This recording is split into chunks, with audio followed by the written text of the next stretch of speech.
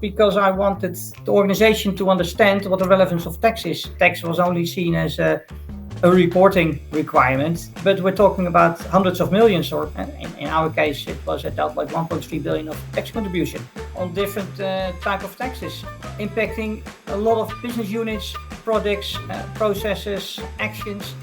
You can always tell the story, but no one listens until you show the numbers. Welcome to another episode of Tax Leaders Unplugged. Our guest today is Peter Paul, and Peter Paul is the Global Director Group Tax at NN Group, and he has been in the role for the last 7 years. We will discuss today why there is a shifting focus for tax leaders and how they prioritize strategy over technicalities more and more. And obviously, we will discuss many other topics as well. Welcome, Peter Paul. Thank you, Stevie. Pleasure to be here. Fantastic to hear. Peter Paul, I have checked your LinkedIn and I've seen that you have quite some side hustles which are far beyond tax, which have a social nature or background. I've seen that you are board member of the NN Social Innovation Fund. I've seen other stuff as well. Tell us a bit, like what drives you to take up activities outside of tax as well? Well, I think in general, but we'll come later to that, doing things outside of tax is in a way much more interesting than tax itself, if you come to it. But the side hustles, as you mentioned it, started in my Deloitte period where I was linked to the foundation from Debts to Opportunities, which we had at Deloitte, where as a company, because it was part of our company, we wanted to help people to get rid of their debts, help them to organize their life, because what we see as an insurance company also nowadays at NN is that if people have financial worries, then that impacts not only the financial position, but it impacts the whole life. So if you can help people there, and it's what we did at the foundation, very simple, help people organize the incoming letters from tax authorities, from government, from energy companies, and structure those things. If you can help people there, you see that it has direct results. And it's not only me, because my colleagues in my tax team, they also do a lot of voluntary work in this area. We are experts on tax, on finance, and it's good that we can help people there to organize their lives when they really need it. And is there an interplay between the experiences that you get from those side gigs and your tax work? Is there a crossover of? Yes, there is a crossover, not on tax, but there's a crossover on what you see, what you learn, the interaction you have. For example, I refer to my colleagues in the team. Together with a colleague, we did some mentorship at the primary school. Tell the children there what type of work you do, what tax is, how an insurance company works, and let's say tell that to people in the age of 8 till 10, 12, who have, no knowledge about finance, tax, insurance, have a span of interest of, well, let's make it like 2 minutes, and then tell your story and keep them interested. And if you can do it there, you can do it also in a company, because at the end, in a company, it's not that different, because people don't understand taxes there either. They find it complex, and if you go too much into details, you lose them very quickly. So it's a good reference that if you can make it there, you can make it everywhere. I like that as a lesson in general, like practice your elevator pitch, your tax elevator pitch to children, because it might be equally applicable, or let's say clear, understandable to your business stakeholders, right? Yeah, correct. Interesting. Wow, that's a good one to start this episode with. I've also seen, looking at your resume, that you seem to be a fairly loyal employee. Like you tend to spend big chunks of time at the same employer. How would you clarify that or explain that? Is that based on specific traits that you can see in yourself, characteristics? Yeah, well, I started let's say I worked at, if you look at formerly two employers, tax authorities first 12 years, and then Delploid, and then because Delploid was acquired by NN, the next 25 years. And I've never experienced that it was one employer, and let's just say two employees. I started at the tax authorities as a tax auditor. I audited companies, and it was a lot of variety, autonomy. I must say, at tax authorities, if you work there and you take it also, you get a lot of autonomy. And you could do, in my view at the time, great things. It was interesting. You could learn a lot. But after 12 years, I moved to Deltaloid, and there I came into a completely different world from my perspective. But also there, I did tax, but at the end, I did perhaps half of my time I did tax. Sorry, the light went out. I did half of the time I did tax, and the other half I was involved in M&A. I was in, and more than tax only, involved in restructuring, HR-related questions. So to me, it has never been, let's say, boring, stuck to the one and only employer at that time. It was the work which make always a lot of difference. Would you be able to clarify then why I think the average, let's say, period of time spent at an employer for the younger generations is, and I don't have the numbers top of mind, but I would expect 3 to 5 years maybe, if not shorter, versus how in your past this was easily over a decade. Any potential reasons you can think of? Well, perhaps that has nothing to do with the work itself, but also perhaps with restlessness of the employee.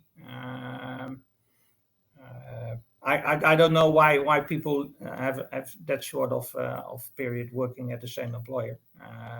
But if the employer is, let's say, large enough to provide you with opportunities, because I think that is something which is of course required. If you're in a small company, then there is, and you have a certain task, then there is perhaps less variety. But if your employee is big enough, and you take the role yourself, because no one asks you mostly to do something else, you have to take the initiative yourself.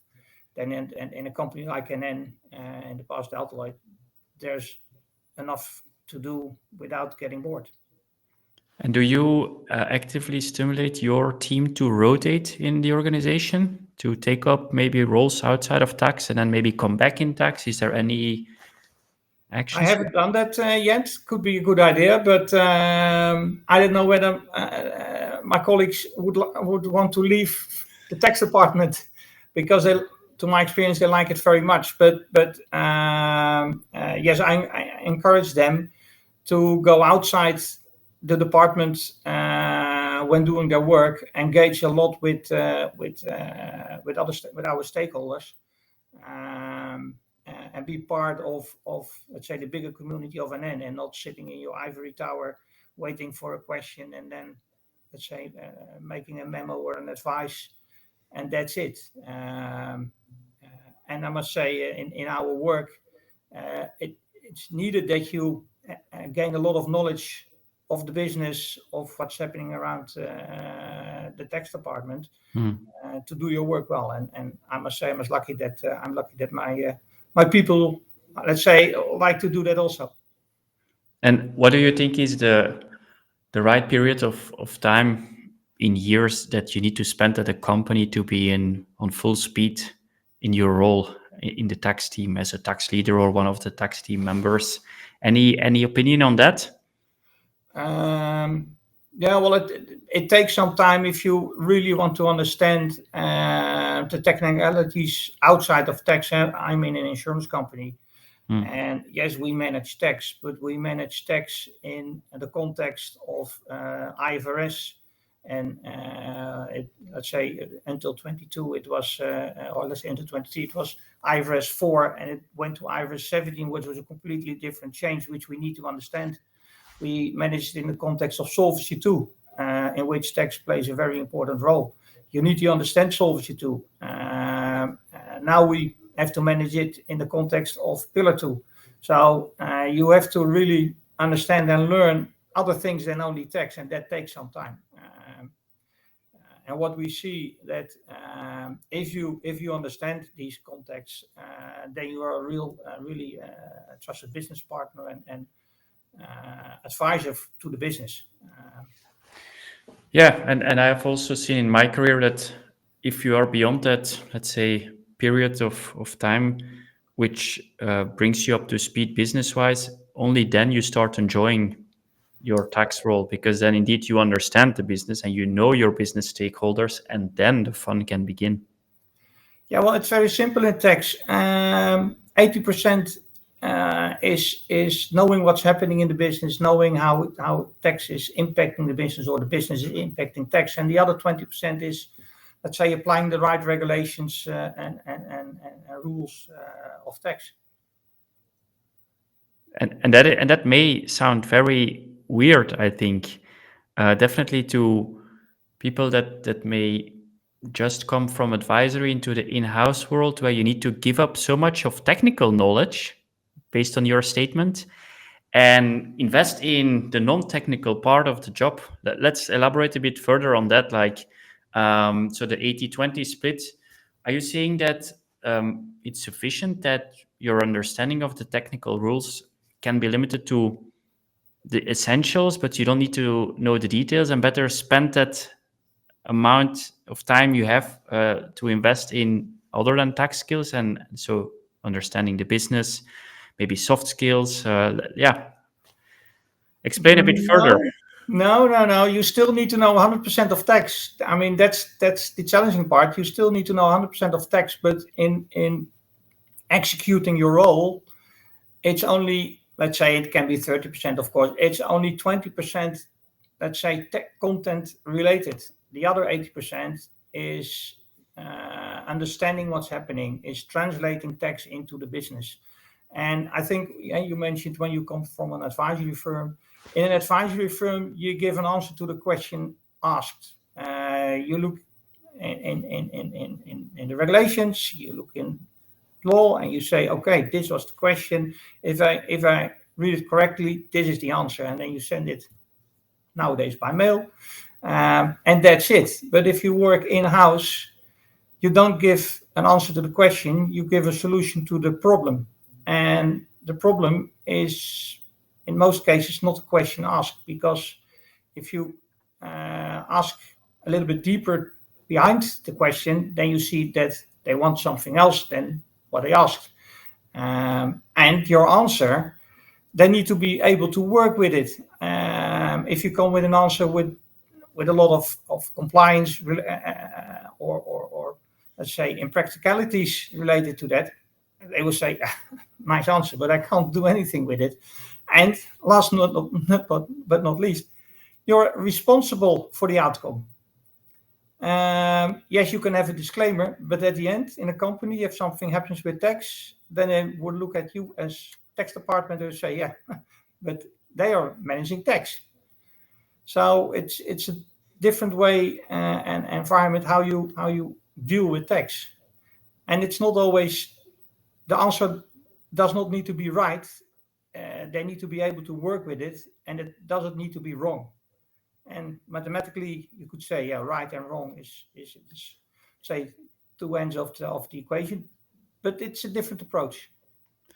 Do you then train your team to, for example, avoid jargon and technical language? And we train each other to make our advice, let's say, understandable, readable, reduce it to, let's say, a simple answer. Yes, for yourself, of course, you can make an overview why you come to a certain answer, but it doesn't help you if you send 3 pages with references, etc., because they won't read it, they won't understand it, they just want to know left or right, fast or slow, red or green. I have maybe a good example, and I'm not going to go into pillar 2, what maybe everybody would expect, which has a lot of business impact. But another, I think, nice example, for which you need to be close to the business, is DAX 6, right? How do you explain to the business that you need specific information from them to do your DAX 6 compliance or recurring monitoring work, so that they understand what it is without then going into the jargon or the technicalities because I struggle a lot with it. It's, if you read the directive, if you read how it is domestically implemented, it is so hard to understand. And we all know sometimes this paragraph is so small, but the meaning of it, the spirit of the law, is much deeper and even more complex than the letter of the law. So how do you bring this down to business-friendly language, and any practical tips which you can think of? Well, I think DAX 6 is nothing more than what you, as a tax department, yourself already wanted to know. To my view, it's cross-border transactions where there might be a tax risk. Let's put it like that. But you wanted to know that yourself before there was even DAX 6, because you want to be in control of the tax position, the tax risks. So you want to know yourself. So if you already have the controls and your business partner and let's say continuously in discussion or in contact with the business, with the M&A departments, then you already know the required info, or you know what's happening, and you can ask for the information you need. So, yeah, I don't see this as a something complex. And yes, of course, at the end, filing the information and getting everything in place, that requires some effort. But the DAX 6 requirement as such, it was already there if you have let's say the right tax control framework in place. Maybe another example then, which will resonate to a lot of people: PE analysis. Explaining to your salespeople that some of their actions may have adverse tax implications. If we do so, we very rapidly end up in like very technical do's and don'ts and memos and I don't know what. How would you approach that?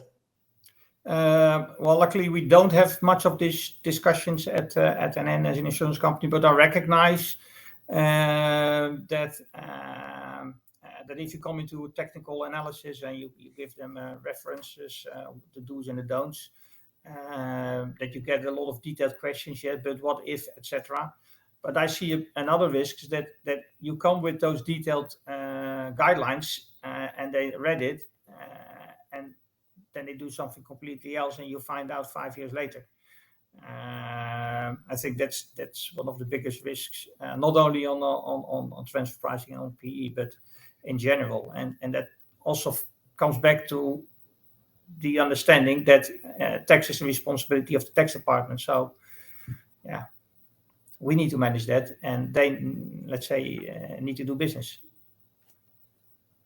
True, but then again, so you want to make sure that your guiding principles, tax-wise, that they are adopted by the business people and the entire organization. How do you keep that level of awareness at the right level or at the right standards? How do you make sure that everybody knows at least the essentials, so that they don't drop the ball tax-wise and that they don't expose the organization to risks? Do you specifically invest in training the business? Do you organize specific sessions for them? And how frequently? Any details there? Yeah, no, we do. If you have read our total tax contribution report, you can see that we make reference to that. We give trainings, presentations in the different business units, in the finance departments, in the legal departments, in product development departments, payroll tax experts. So we do that actively and tell them where let's say, what the relevant aspects are, where they need to be more careful, and when to contact us, because we are only at an end with 14 tax experts, that's tax accountants and tax advisors. And we need to manage a company where there are 19,000 minus the 14 others doing things which most times have a tax impact, because taxes is everywhere, in products, in HR related aspects, in M&A, in reporting. So how do you manage that as small department? And that's making the 19,000 people more or less an ambassador of tax. So educate them, give presentations, publish your stories on your intranet, what you did, what you do, what you see, and then people will come automatically to the tax department with questions, because they have heard something, seen something, and what's very important in your advice, if you give the solution to the problem, they see that they have a benefit from the tax department. If you only come with a 3-pager memo which they don't understand, then they would think, okay, now I ask a question and I get something I can't do anything with. If I don't ask the question, I don't have a problem either. So then they don't come with a question anymore. So you must add value to your stakeholders, and if you add value, they will come by themselves. Is it fair to say that, so the recommendation here is bring solutions and not just highlight the problem or the challenge, and maybe put then the technical analysis as an annex, which will never be read by the business, but that you then focus on, okay, this is the solution we bring, and we did all the technical work, but this is what we recommend, and we are going to do it under scenario B, and this is basically the practical execution of the plan. Yeah, I will give something they can work with. If you come with a requirement that they have to record a lot of things, then they will think, yeah, but that's not doable. So try to find the easy way, and that's not always 100% gold-plated, like perhaps the tax inspector would like you to do it, but find the balance of what you can do and what is really required to. I think there lies the solution. I like the fact that you refer to how the tax inspector would look at it, and then knowing that you have a background from the tax authorities. Has that shaped you in one way or another, that you would try to place yourself in the shoes of the tax inspector and maybe also train the business on how a tax inspector would look at it and make sure that you can bring the right story? Well, yes, of course it has shaped me, but not in a way that you know what they want or what they don't want, but it has shaped me in what is, let's say, fair from a tax perspective, from their perspective, and what not. And do you set up constructions or structures with double deductions or no taxation or not? Are you in the basis looking for structures where you pay your fair share and you pay taxes once? I think that's how it has shaped me, and how we as a tax department want to operate. If you also look at our tax policy and tax principles. But another thing, what I think is really important to get these 19,000 ambassadors, is that if you want to manage your risks and you want to implement controls, tax controls, don't make it your control, don't make it your risk, but ensure that it is the risk of the department, the stakeholder who is managing the business unit or the process. Because if you set up a tax control which you have to manage, then you have to manage and you are responsible and no one cares. And be blunt. But if you analyze the process, what we do is we set up a RACI and show who is responsible for the outcome. Then you can identify the person who feels the pain if it goes wrong, and be clear who feels the pain when it goes wrong. Because what I said, people think with tax, if there's any pain, tax is responsible. No, be clear who is responsible at the end. That's the finance director of a department, or that's product owner. And involve him in how you can manage these risks and manage his pain. And then he will take care of your control. And you have your ambassador, and you can lean back, or let's say do something else to manage another risk. So what I have introduced in a way in my team, and my people recognize it, is the LOPDTW. And that's letting other people do the work. Oh. In a way, you need to be lazy that you don't do the work, but put the monkey on the shoulder of someone else.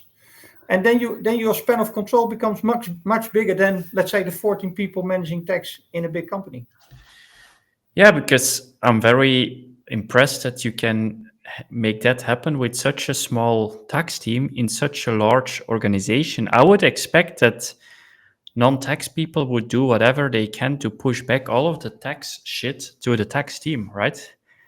Whereas you kind of achieve the opposite in your organization, where you make people at least co-responsible for the tax stuff. What would you recommend doing for organizations? Because I can imagine there are a lot of organizations where tax just belongs with tax and that's it. And then every time tax appears in a letter or in an email or in a bill or whatever, it will go to the tax team. So what can you make, or what can you recommend to the audience here to create such an organization of co-responsibility around tax and make sure that it hits indeed the right team, the right P&L, the right stakeholder? Yeah, well, it's not one thing. It's the way how you behave as tax department, the quality and the capabilities of your people in the team.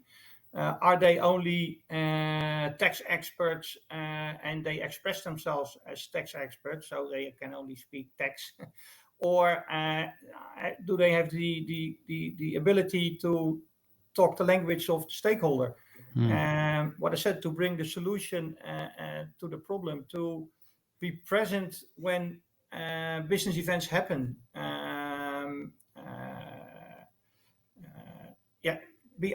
Be outspoken on tax. Well, like I said, we give presentations. We are really present in the organization, and not in the ivory tower. So it's the whole package. It's not only one. It's not just one thing. But also, don't put too much focus on that tax is important, because tax at the end is for others not important. Yes, we have to be compliant, but at the end it's for them not important. So don't think that you're the most important person. Now, of course, everyone would think that he or she is the most important, but tax is just one of the things which needs to be managed. And if you understand that, and yes, you get your thing, your tax position managed to 80%, that could be enough instead of pushing for the 100%. And then you give room for also other disciplines to play their part, and then you are part of a community of really the organization, instead of just being part of the tax department. And that makes the work fun, because then it's not the 20%. That's what I refer to. It's only 20% then tax related, and 80% you are involved in completely other things. You need knowledge of other disciplines, of other professions. You need to know how, in our case, how an insurance works, what reinsurance is, how the intermediary market works, but also investments. What is a derivative? How does it work? Hedge accounting, IFRS 17. It requires a lot, but it makes it fun. What are the practical trainings that you organize for your team to invest in the 80% in the non-tax technical part? Do they take specific courses? Do they shadow the business for a week? No, well, of course they go. They are out there throughout. Now, what we did as a team since 2017 is that we every 2 years we do a profile dynamics sessions where we analyze what type of person he or she is with the colors, what the pitfalls are, but also, of course, what the qualities are where you can leverage on. And we know that from each other. So it makes it also the work sometimes easier, that you can say, oh, yeah, I see where you're coming from because you're red. Or let me help you. I see that you're stuck in your green area. But you can. What I also try to do is to combine, let's say, people with different qualities, different colors, and together they can manage a job, and they can help each other. And you see that people grow. You know, the content part, they take care of themselves, and mostly they know because it's the daily work, the text techniques. But the soft skills, that's another thing. And at the end, that's it's probably what makes you more successful than understanding the rules by heart. Yeah, makes sense. What is the role of the CFO in all of this? Because I can imagine, like, we hear this all the time, and you probably can confirm it. Like, the CFO is also a different stakeholder or a complex stakeholder to manage, knowing that tax is so technical, and the CFO tax knowledge is typically limited, which is understandable. What are your recommendations there to make sure that the CFO is also on board? Is the CFO to be treated differently than any other business stakeholder, or would you apply exactly the same approach? Well, the difference is that he or she pays your salary. So yes, mostly there is a difference. But for the rest, what you said, they are not an expert in tax. They find it complex. On the other hand, they are responsible for tax at the end. And what they don't want is surprises. So it's very important that you take them along the road, what the risks are, how you manage them. But also here, the easy language is very important. If you come with a lot of complexity in wording, then they don't understand, and they probably will think, yeah, okay. But yes, there is a challenge because at tax it goes right until it goes wrong, and if it goes wrong, then they fire the tax director and hire a new one with a higher budget. But it doesn't help you if you have just been fired. To put it a little bit simple, but yes, there is a challenge how to manage your CFO. That tax is really important. Because mostly tax is seen as a staff department like others. Whilst what I always try to say is that most of the, let's say, numbers, financials is monopoly money. If you change it tomorrow, no cash flow happens. And if you make a mistake, you can always adjust it, and no cash flows happen. But within tax, it's the same euros in the P&L as the costs of your department, but mostly it's more. So you are in a way a profit center if you manage it well. And there lies, I think, a responsibility for the tax director to make that clear to your stakeholders. And I must say, the commercial people in a company, they mostly understand. If you have these discussions with commercial people, they will say, okay, so if we do it like this, then it saves X money. Let's do it. But financial people mostly look at spreadsheets and budgets, and they don't see the benefit. They only see the budget. So there's always a challenge. So we need to find a way that we also can show them the tangible outcome rather than a spreadsheet number, which doesn't say a lot. Yeah, but also don't always complain about I need more resources and it's complex and it's difficult and there's a lot of regulations coming at us. Yes, that's all true, but it doesn't help you. Also, really look at your department. What can you stop yourself doing yourself? Because at the end, looking forward, tax department should be an expert center. All the recurring work, the compliance, the simple compliance work, the basic tax accounting, you should not do as a tax department. That should be done in the finance department. And that should be part of daily work somewhere else. Your tax department should be really do the high end work, taking care of the real difficult stuff.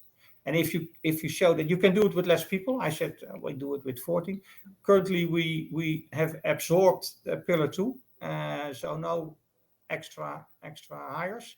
We have one external helping us with the implementation of certain things, and we do it all centrally for all business units throughout Europe. But we can only do that because we already took action on the, let's say, the simple work and the recurring work to put somewhere else, where it's done, let's say, also in a better way because it's a standardized way of working. And I don't know where we will end up. Perhaps we need people in future because we're only at the start of the brink of Pillar 2. But there's also a way of working and a mindset. Try to do as much as possible with as less resources as there are available. It sounds somehow too good to be true. Like that you have a super team in place which can I do have, I have. a lot of work with very limited resources. If you would describe like the main characteristics or traits that you would hire for in your team, what would you say is the top three things that your new joiners all have? Eagerness, creativity, motivated, team players. They just need to be nice people, and of course they need to know what they are doing. But we had an intern which stayed for another year as a colleague who came from the hotel management school. Did know nothing about tax, had some interest in finance. Well, at the end, I don't want to say that it came because she worked at our department, but she studied accountancy and is now a transfer pricing specialist at one of the big fours. So we did something right there. And that was just because you saw from the beginning the potential in the soft skills and were confident that the hard skills, the technical skills would be the easy part of the job. That's correct. She brought something else in the team than we already had. And everyone, let's say, also recognized that and embraced it and learned from her. Yeah. Well, One of the simple things, I mean, she was young. She said, why do you make such complex memo? Make an infographic, one pager with some pictures, storyline you can share. Very simple, but an outside-in view. Yeah, that's interesting.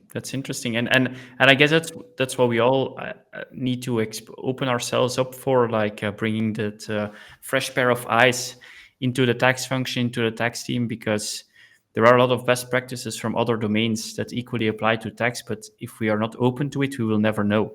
Yeah. No, interesting. You mentioned already total tax contribution, the report that you publish. I mentioned in the beginning that you are let's say very known as a company when it comes to transparency. Tell me a bit like about the total tax contribution report and the importance and how what your role was in making it such an important topic in your organization. How have you been advocating for it? How have you promoted it and make sure that everybody understood that it was because you are an early mover still in this day and age? I think the group of companies that are doing it is getting larger and larger, but it's still a very small minority. So explain a bit to the audience your experiences. Yeah, well, we started already in 2013 with a total tax contribution overview for internal purposes to highlight the importance of tax. It was part of our one of our instruments to get more let's say to make the organization more aware of the relevance of tax. And in 2018, after the acquisition of Deloitte by ANN, we continued with this internal report. Yeah, I think it was for us natural. We saw where the society was going, where politicians are going. A lot of bashing on multinationals, Panama Papers, scandals, and yeah, I don't. You're asking now, but I don't know when it came up. But it was just, why don't we go external, make a report? But you were obviously fortunate that you already prepared it for internal purposes The in the numbers, first place. Why did you prepare it in the first place internally? Was it on request of the CFO to just have a view on the tax footprint, or No, what? no, was because I wanted the organization to understand what the relevance of tax is. Because, like I said, tax was only seen as a reporting requirement, but we're talking about hundreds of millions, or in our case, it was at that like 1.3 billion of tax contribution on different type of taxes, impacting a lot of business units, products, processes, actions, and you can always tell the story, but no one listens until you show the numbers. So that was why we started, just for our own benefit, if you would put it like that. But like I said, in 18 we thought we saw the external developments in society, in politics, and we thought we can use it now also to go outside and tell our story, because it was not, let's say, per se that we wanted to publish a report. It is also part of our story on our tax policy, on our principles, how we want to deal with tax, how we look at certain things.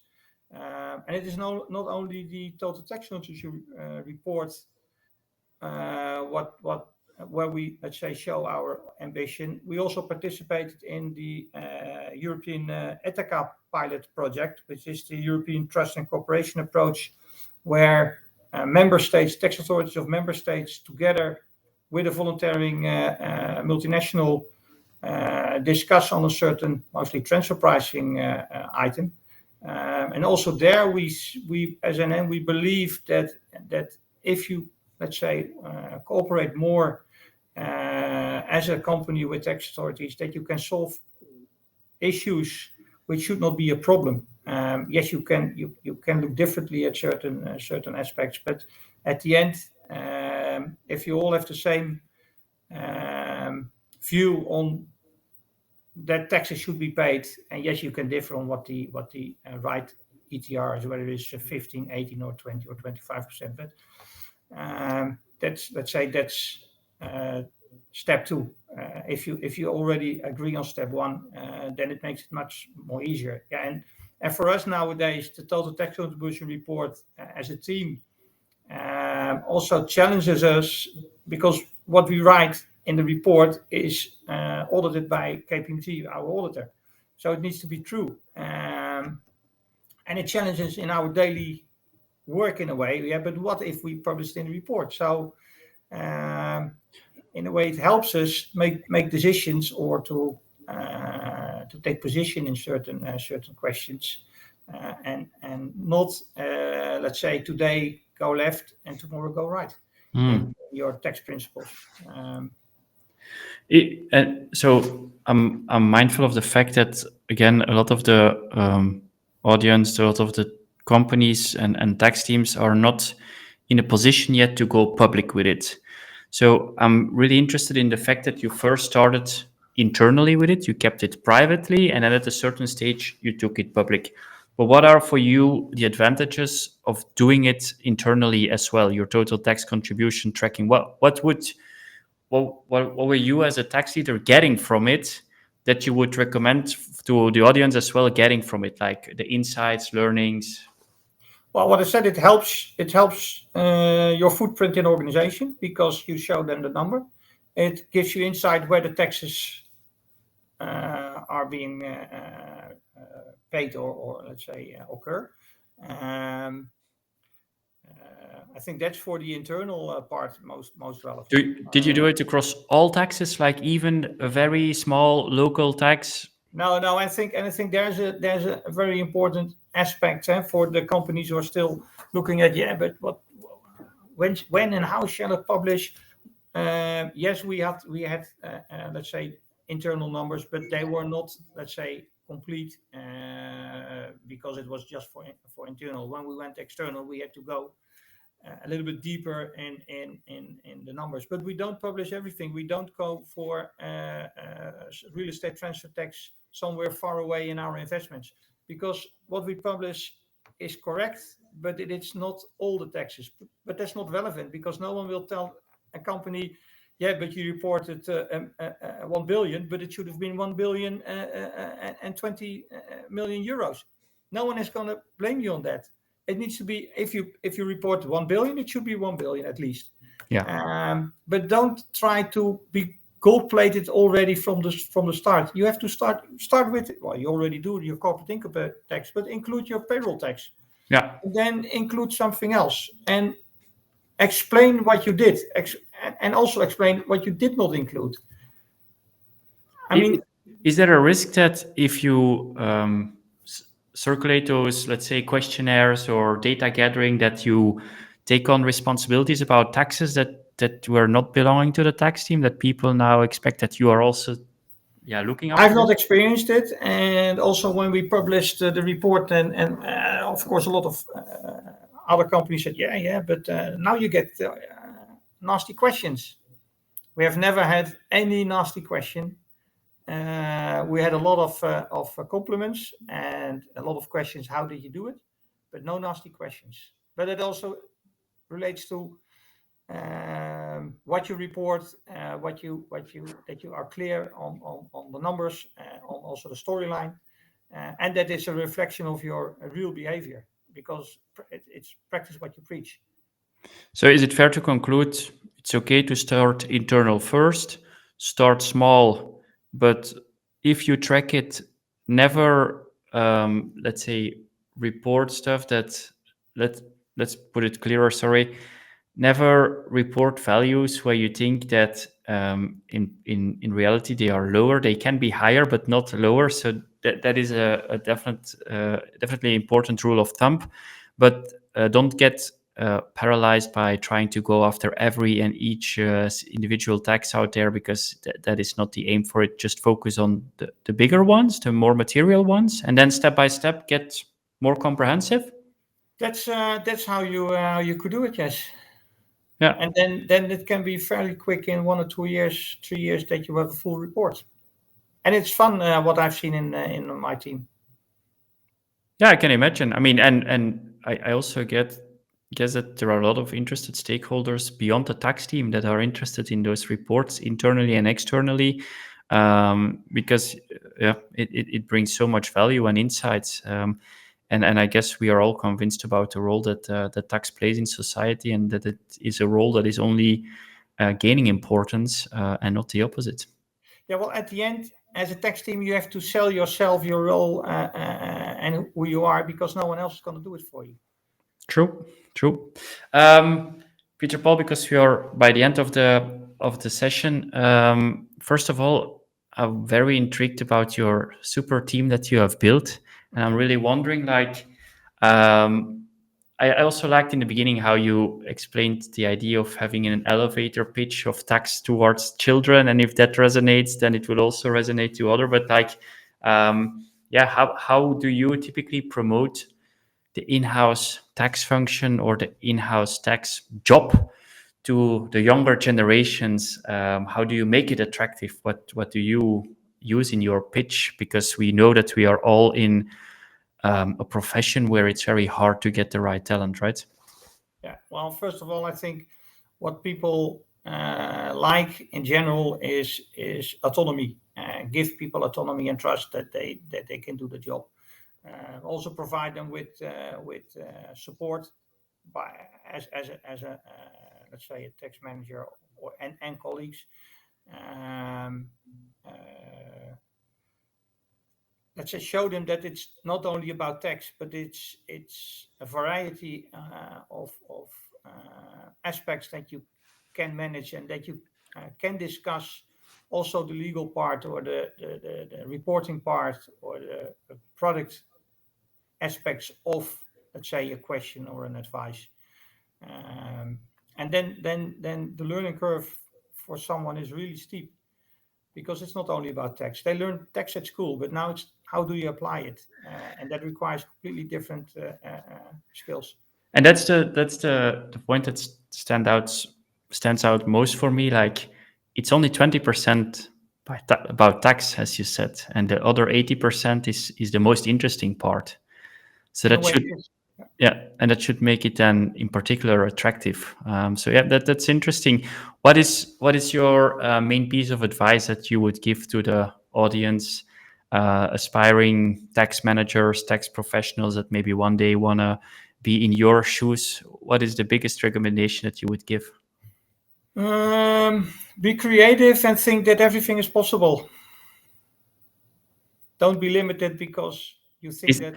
Is that not dangerous? That last part of the advice, that everything is possible in a tax context? No, that's not a problem if, as a tax director, you have people in your team who, let's say, challenge you on your ideas and your ambition.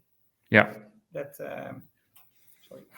I think that's important, and then I come back to what I said about profile dynamics, team, different people with different skills and mindset and capabilities. Have a diverse team that they challenge each other, and also as a tax director, be open for being challenged. You don't know everything.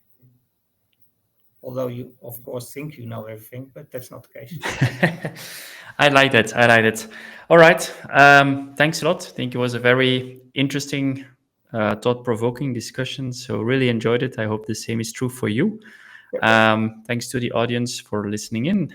And we speak very soon again, Peter Paul. I'm very sure about that. Okay. Thanks, Stevie. Bye.